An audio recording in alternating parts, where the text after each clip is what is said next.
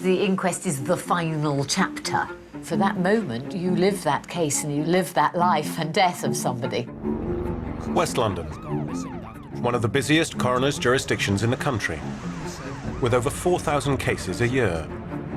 Today, Coroner Alison Thompson is about to enter court to solve the mystery of a young woman who was found dead at her flat. Sometimes we are looking more at a person's life than anyone else would ever have looked at. It's the culmination of a 5-month investigation by the coroner's team. You're going to have to treat her as a cyanide case. Do we know anything about where this potassium cyanide came from? In court, Alison must establish the facts. Who was the deceased? When, where, and how did she die? We're ready to go. OK, that's absolutely fine. When life's end is unexplained, the answer falls to Her Majesty's coroner. Please rise for Her Majesty's coroner.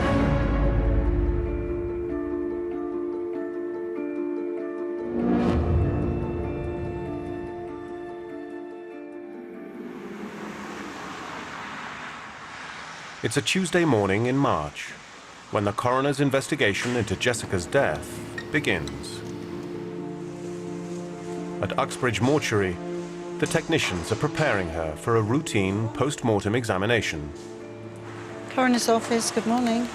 In the office next door, Coroner's Officer Diane Whiting is following up on existing cases. Thank you, Doctor. Bye-bye. Home Office pathologist Dr. Ashley Fegan-Earle will try to establish how Jessica died.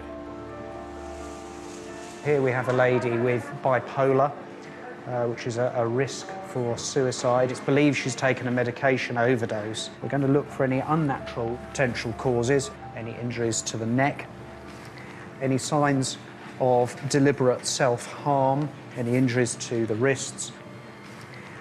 If we look at this lady's arms, there are multiple healed scars.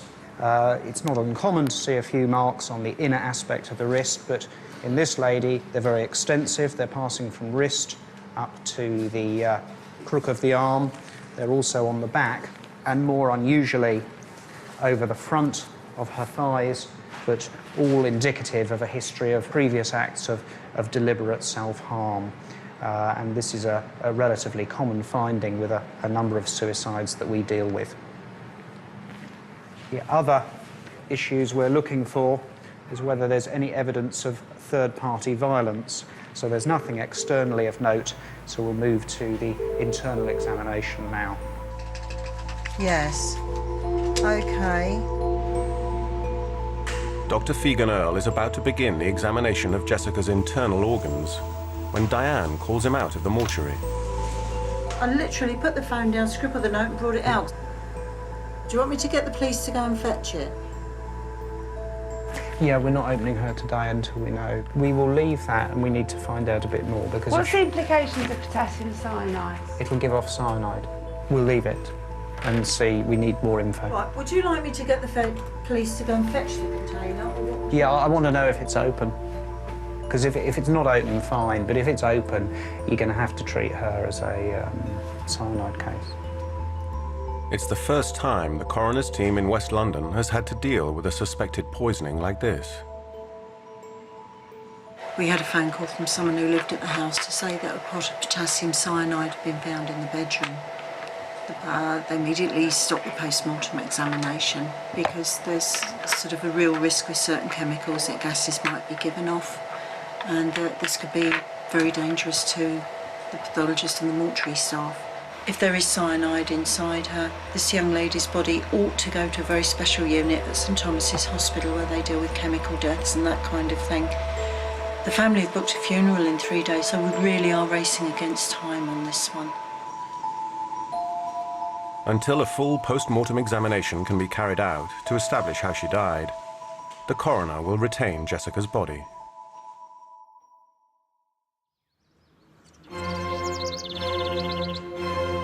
Alison Thompson has been the coroner for the 1.5 million people of West London for the past 12 years. I've got a strange shaped patch. I would say about 40 miles, top to bottom. We've got prisons, detention centres, motorways, big hospitals, main railway lines, airports, so lots of scope for people dying, I suppose, and certainly enough to keep us busy with just over 4,000 reported deaths a year. You know, you can still get some violent crime here. We had an excellent detective chief superintendent who used to, in the good old days, drop in for sort of coffee and donuts early in the morning and tell me about the latest murders. He was great fun. And he said, actually, there's quite a lot of domestic stuff around here, domestic murder. And I always remember he gave me advice that if you ever by any chance do kill your partner, not meaning to, of course, the best thing you can do is to actually ring and say you've done it as soon as you can. Once you start prevaricating, you've had it. I think, to be fair, I'm simply not at the sharp end, so I don't have the difficult things to do, and I'm very thankful that there are other people in the whole system doing the difficult and dirty tasks. That role falls to her coroner's officers. They are essentially investigators of that death from start to finish. We have at the moment 10 coroner's officers working for us, and I feel very fortunate to have them all. They are my eyes and ears. You need a strong stomach, having to go and deal with bodies, sometimes bodies not in a very good condition. I think it's a difficult job. It's Monday morning, often the busiest day of the week for Alison's team. The badly decomposed body of a man has been found at a flat. At the scene, one of the coroner's officers is gathering evidence to help determine when he died. Morning, it's John Mitchell from the coroner's office here at Fulham. One of your patients, unfortunately, he's passed away, and I need to get some medical history.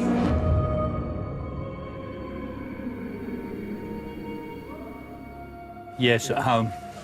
No, it's fine. Thank you.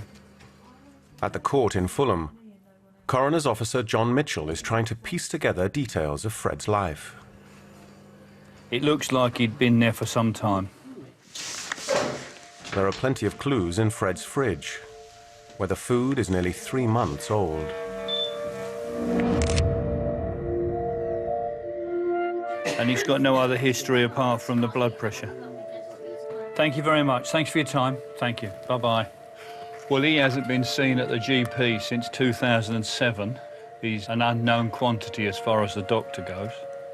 Looks very much as if he probably has been there since late November. The police broke in, noticed the bad smell, found him, informed the on-call coroner's officer last night, who took the details and organised him being brought into our mortuary in Fulham. There's no next of kin. He is 69 years of age. We'll organise a post-mortem for him tomorrow. It's 5 o'clock the following morning at Fulham Public Mortuary.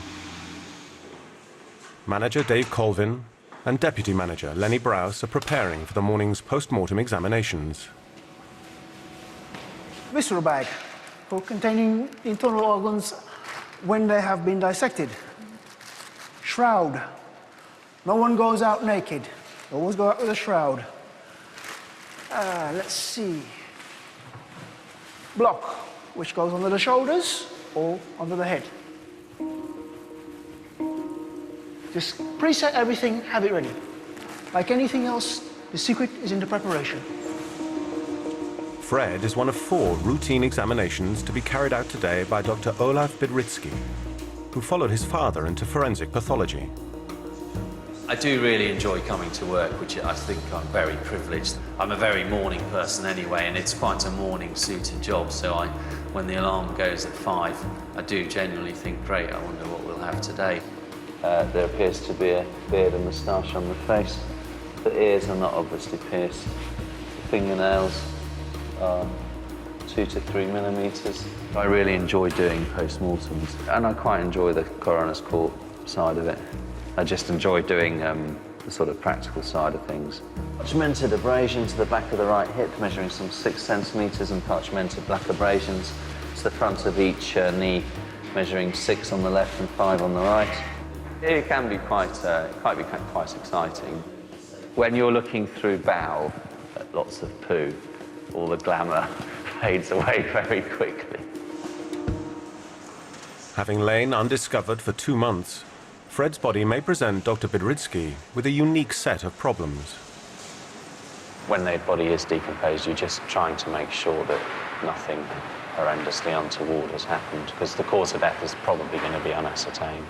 When you do a very decomposed body, even when you're wearing 2 and 3 pairs of gloves, you still have part of that smell on you for a while afterwards. It's very hard to get rid of.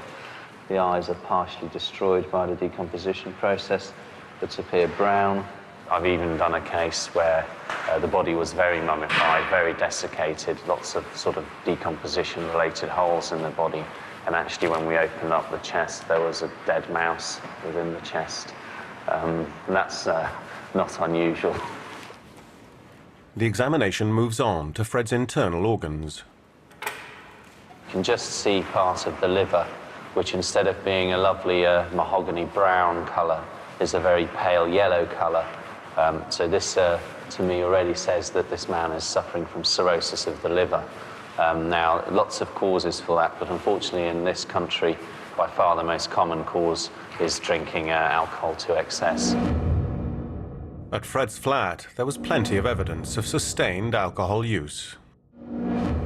So I've just started the internal examination. I've had a couple of helpful findings. I've opened the stomach. There's a lot of black, altered blood within the stomach. It's all looking very good for a significant gastric bleed due to cirrhosis of the liver. Unusually, in cases of severe decomposition, establishing a cause of death is looking possible. Fred will remain in the mortuary team's care, while the search for his next of kin continues. Deep freeze at -20 can hold the body for indefinitely. The longest I think we've ever held on to an individual was about 2 years.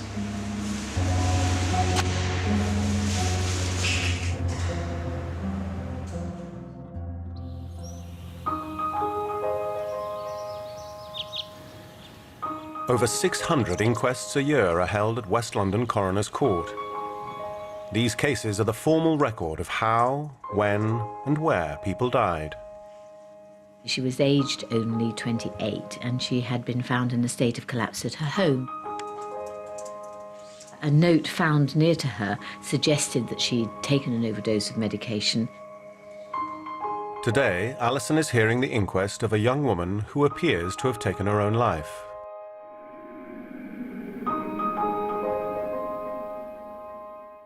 More than 1 in 7 of our verdicts in West London is one of suicide or self-harm.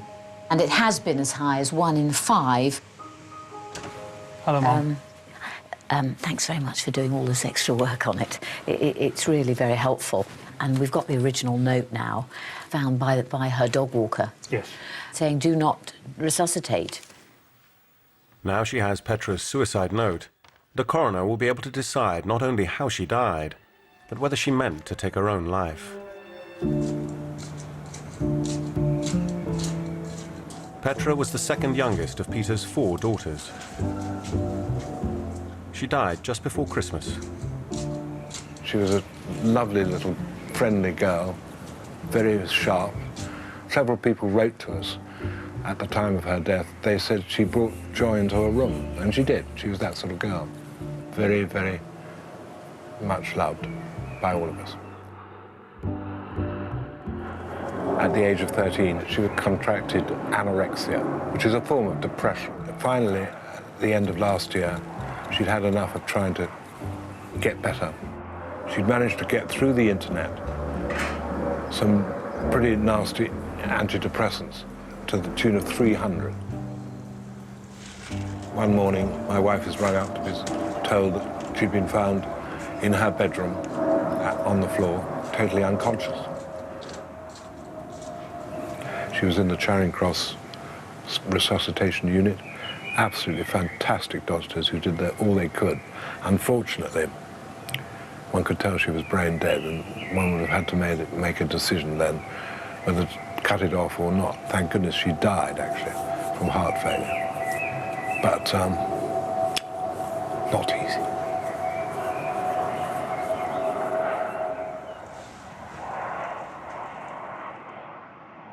It's interesting looking at the poisons information that the hospital were able to get, because it shows that this other drug is very difficult to deal with an overdose. So really, from the outset, I think she was in difficulties, and I think she was obviously an intelligent woman who knew that would be the case. And she's giving clear instructions to people here, isn't she? Yeah. It's Thomasina, Thomasina's the dog. Mm-hmm. To even sort of say, whoever takes the dog gets some money to look after the dog for insurance and stuff. Yes, even mentioning the dog being due for a haircut. I mean, down to the nth degree of detail here, and offering and giving money to whoever's going to look after the dog, and talking and giving the PIN number for her bank account even. That's the thing, isn't it, that really makes it so convincing. Shows it's final. I think it leaves us with a clear intention and circumstances suggesting that she intended the outcome to be fatal. But obviously I'll look at all the evidence. John's going to take me into open court now, so I'm afraid the rules require me to respectfully ask you to leave. The coroner will make her final verdict on the death alone. Petra's family have chosen not to attend a hearing. I did determine that she had intended to take her life, and so I recorded a verdict. We don't tend to use the word suicide. We actually write down the deceased took their own life. John now has to pass on the coroner's decision to Petra's family. We've just come out of court, having held the inquest. Yes. The coroner felt she had no option but to arrive at a verdict that Petra took her own life. For Petra's family, the conclusion of the coroner's investigation might do more than simply mark the end of the tragedy. I do feel there could be some benefit at the end of it, if there is such a word, and no child, or I call her a child, she's 28, is able to just have available the access to taking her own life in this manner. If you want to buy any prescription drug through the internet, you can do so. It's not legal in the European Union, but you can do it from outside anywhere. I will consider whether or not there is anybody I could report it to. I think the difficulty is regulating overseas sites, but it might be worth me contacting the regulatory body in this country.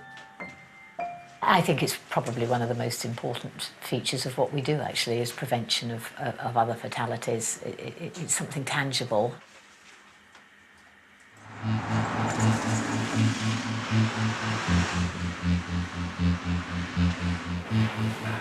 Another day is coming to an end at Uxbridge Mortuary.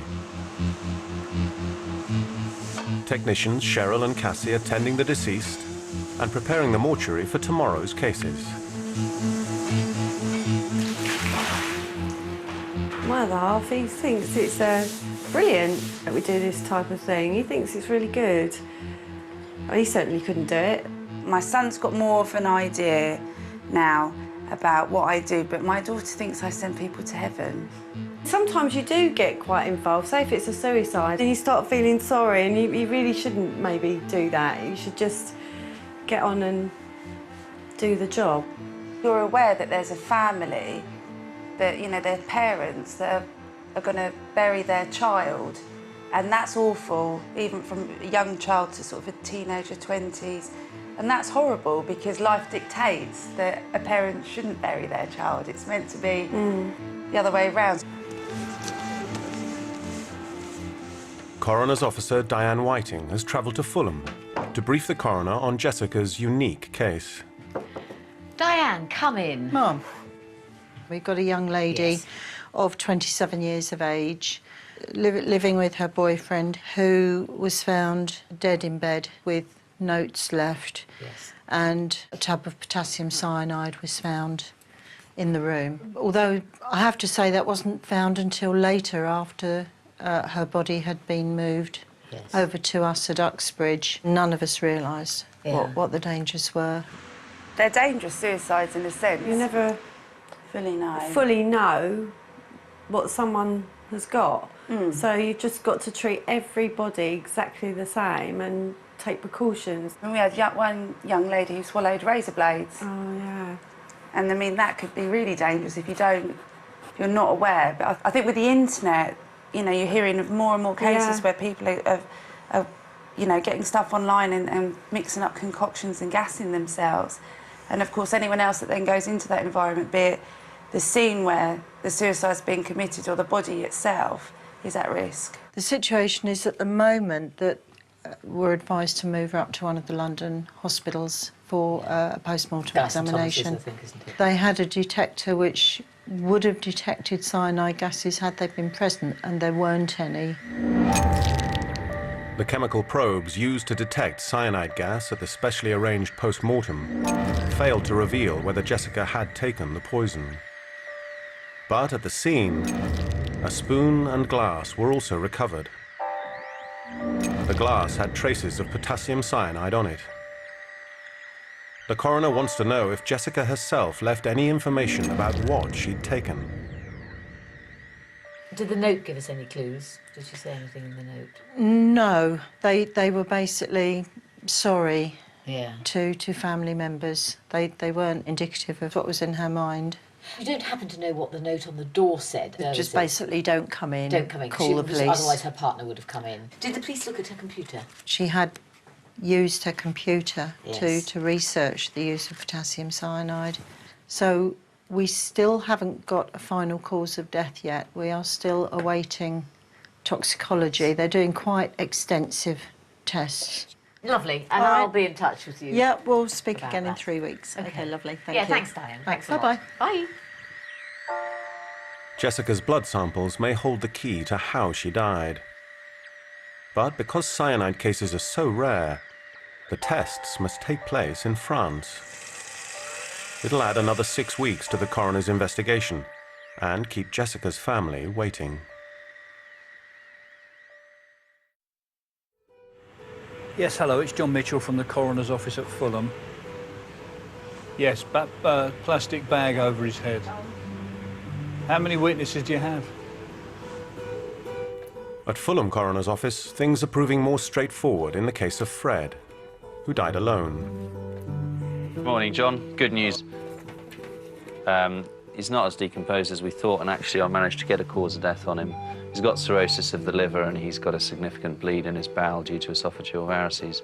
So we won't need an inquest in this case. I'm sure you'll be pleased. Brilliant news, Olaf. Yep. Super. Excellent. Thanks very much. Nice when it happens like that. Exactly. Occasionally. As Fred died of natural causes, his case won't need an inquest. Establishing how he died has been surprisingly easy. But locating friends and family has proved impossible. I've been here 5 years. I think I've only had 2 people who we've never been able to put a name on. But we've had plenty of people who we've had to sort of put in the hands of the local authority because they've got no next of kin. Can you give me a cause of death? 9 million people in London, but it can be a very lonely place if you've got no friends or family and you sort of, you know, you're getting on a little bit and you're holed up in your little flat with your cat and you never go out, or, you know, your neighbours get you shopping and things like that. That's all too common. They were walking, living, talking, breathing. To us now, you know, with the most of respect, you know, they are just shells, but you still got to treat them as though they're one of your own. Even if that person does not have so much as one single living soul to shed a tear for them, here they will be treated well. So having respect for everyone, no matter what colour, no matter what gender, no matter what they've done in their lives, you know, we're not a judge. So basically you do the best you can, when you can. Hello, it's Neil Sherry at the Funeral Directors. I'm just ringing up about the funeral arrangements for Frederick from London Borough of Hammersmith and Fulham. Right, excellent. We'll come along later on today to collect him. The council have an obligation to arrange a funeral if no one else will take responsibility. It's a statutory duty of every local authority. It does happen quite a lot. We probably do 150 local authority funerals a year. And out of that, I would say maybe 15–20%, there's no one there. And we don't necessarily know anything about the person, so we can't celebrate their life. At least there's the vicar and us there for their funeral service.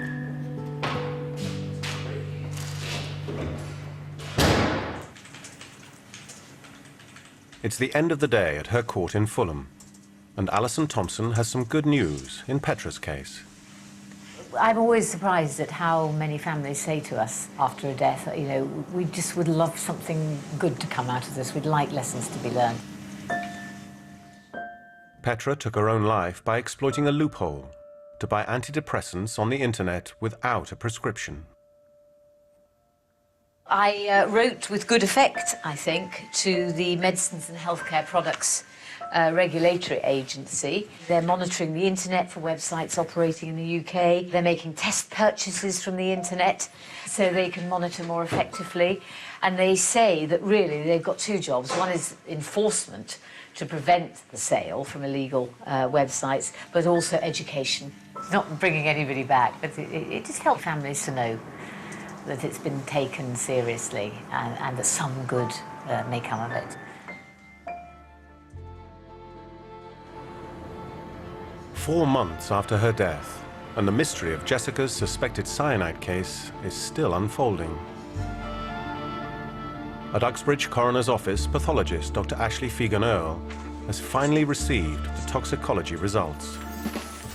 We've got the reports from France that has showed the presence of cyanide. So I think that's quite interesting that the chemical probes were negative, and yet in the blood, which is obviously the most sensitive and the most important area, it's positive. So your cause of death then is We will cyanide go for toxicity or something? 1A cyanide intoxication. Hello there, it's Diane Whiting from the Coroner's Office. Diane now has to pass the news to Jessica's family. We have confirmed cyanide intoxication. I know from what I've heard, you know, that your daughter was a very kind and caring person, and the likelihood is that she may have looked at the levels and made sure that she took a level that wasn't going to be injurious to people around her. This does mean now that we can go to inquest. Well, we appreciate hearing that news. Suspected all along, so it's not a surprise to us. Okay. Okay. Thanks All right. so much, Diane. We appreciate the information you've given us. You're very welcome. And please feel free to call me anytime if there's any other way in which I can help you, if there's anything else you need to know. Bye. Well, Mum and Dad are now, you know, they have the answer, which they knew they were going to get, I think, anyway. But they did say it'd been a long time waiting, which of course it is, but we had to go through a quite long process to be sure.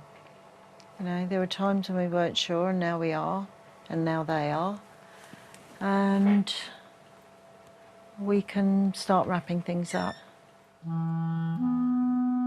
The coroner finally has Jessica's medical cause of death. But her case file may provide clues about her background, which could help to determine her state of mind when she died. In the time I've been in West London, I haven't come across a cyanide poisoning case before. Sometimes as part of inquiring into the death, we learn an awful lot about the person. I noticed from looking at the file and at the photographs that this lady created a very nice home environment with flowers and artwork in the apartment, and I gather she was also a very keen photographer. It's apparent that she had a close, loving relationship, which again sometimes makes one think, well, if that was such an important part of their lives, it's difficult to understand how they can necessarily do this, but of course I'm not naive enough to think that the two can't go together. All of that background is really very important to us in concluding how she died.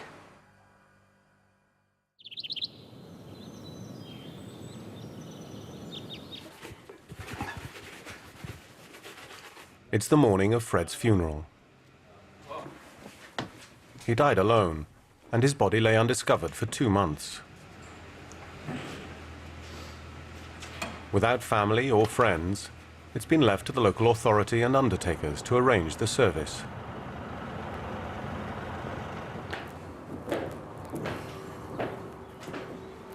But the pews at Mortlake Crematorium are not entirely empty. Fred's neighbour, Novlette, who lived upstairs, and her mother are here to pay their respects. We've come to say farewell to... You called him Fred, your neighbour, to trust him to God. Let's do so by starting with a prayer. The thing is, I didn't really know him that well. We was neighbours, so he lived downstairs from me. So I'd see him in passing, really. Once I hadn't seen him for maybe about a week or so. So I rang the doorbell. When he opened the door, he said, "Oh no, don't worry about me, dear, I'm fine." You told me how he used to pick up your mail in the morning. So, although he has no relatives, he has people that knew him. Once in a while, I'd hear that he's on the phone, so I always used to think, oh, that's nice. He's speaking to his family. But it was actually probably just, you know, somebody from the electricity company. Now we say goodbye. It was over the Christmas period, so I noticed sort of his post was piling up. Every day I would ring the doorbell just at different times just to see if he had come home. But he wasn't answering the door. One evening when I came home, and there was just this horrendous smell, you know, the worst smell I've ever experienced in my life. You know, I just knew something wasn't right there. I even felt really guilty because, you know, I was here in my front room, you know, just living life, just going about my daily business, really, and, you know, having friends and family around and things like that. And all the time he was just down there. It's just horrible to think. It's just not right. To me, it was a beautiful send-off, you know. I don't know much about him personally, but I could only imagine he could be happy with that. And I feel as though his dignity, that, you know, that was actually regained, if anything, you know.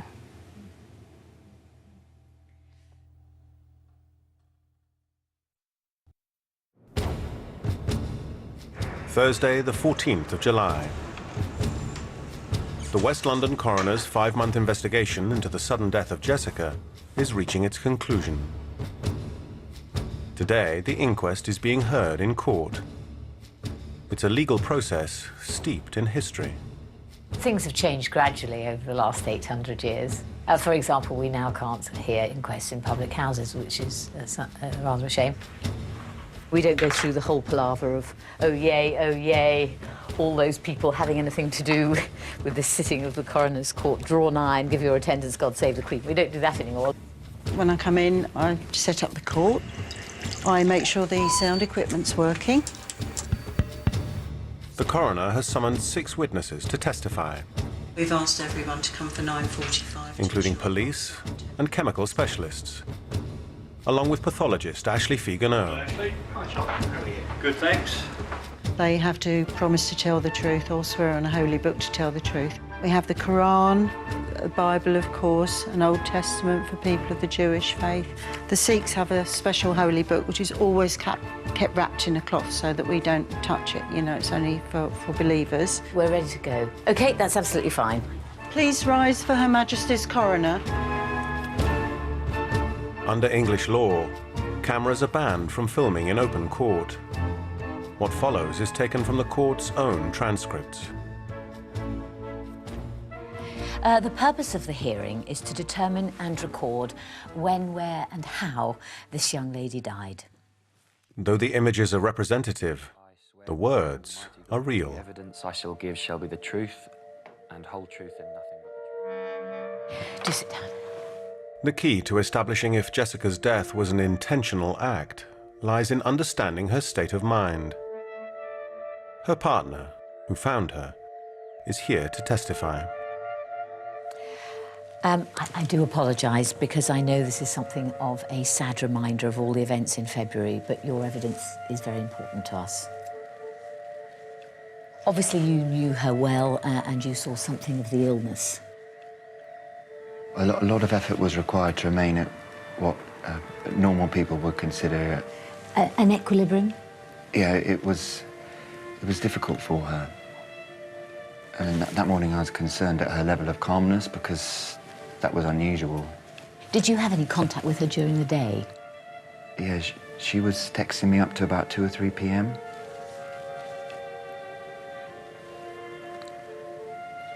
The night before, she said, keep in touch tomorrow. As I walked through the door of the flat, on the door there was a note, something on the lines of, don't come in, just call the police or something. And I ignored that. And I think greatly to your credit, you made attempts, didn't you, to resuscitate her? Yeah. And at this point, it's a bit of a haze. It just remains for me to formally record a medical cause of death, a brief narrative, and a formal verdict. She had battled valiantly for many, many years with this devastating illness.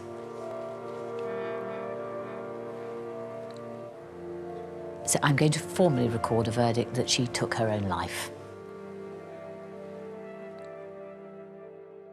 It's not for me to presume, but people are left thinking, well, is there anything we could have done to prevent it? And I think the answer is no. In a case like this, it wasn't an impulsive gesture. She'd lived with a degree of unhappiness for a long, long time, and she was tired.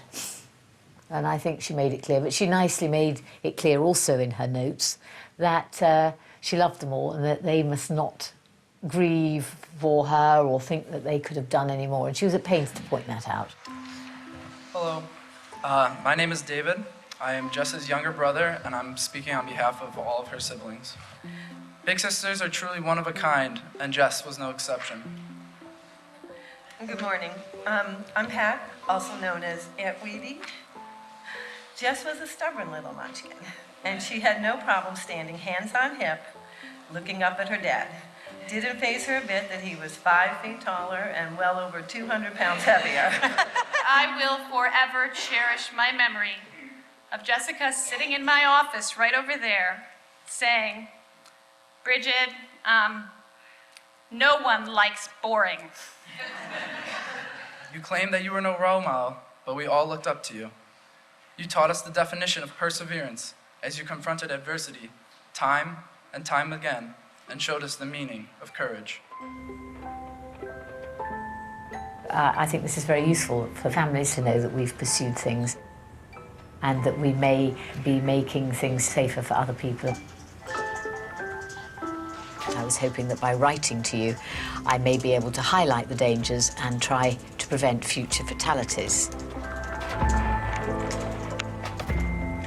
I'm writing a general letter to all distributors of cyanide-based products in the UK. I would hope that they will look at it and make more stringent checks about the people who are asking for it. I should have taken my father's advice. He said that I should never learn to type, otherwise I might find myself working as a secretary, and he wanted to encourage me to do science or engineering of some sort, or medicine. Death Unexplained continues at 10:35 next Tuesday. If you'd like advice and support about bereavement, the BBC Action Line can help. It's online, or you can call 0800 066 066. Lines are open 24 hours a day. Calls are free from a landline, but mobile operators will charge. Foreseen the word processor and how we'd be required to type anyway, but I'm still a two-finger typist.